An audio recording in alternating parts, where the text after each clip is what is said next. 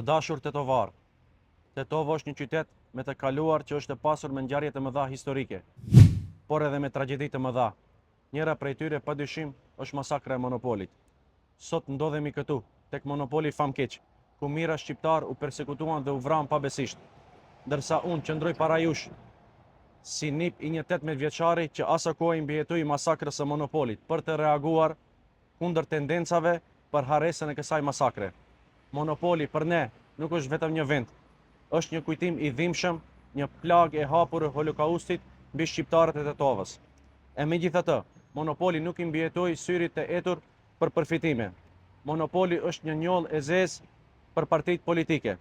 Asnjë parti politike, asnjë pushtet, asnjë qeverisje nuk gjeti guximin të jap Monopolit nderimin që meriton. Nuk u vendos as edhe një pllak pojkujtimore për viktimat. Nuk u bë as një hulumtim për emrat që u flijuan vetëm pse ishin shqiptar. Përkundrazi, Monopoli, kjo njollë e zezë, u bë pjesë e pazareve politike. Shqiptarët një herë u vranë këtu, ndërsa 80 vite më vonë për së dyti herë tetovarët u vodhën po ashtu në këtë vend. A meritojnë këtë harresë ata që na lënë amanet këtë qytet?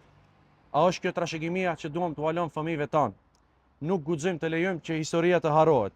Nuk guxojmë të bëjmë tregti me ngjarjet tona historike.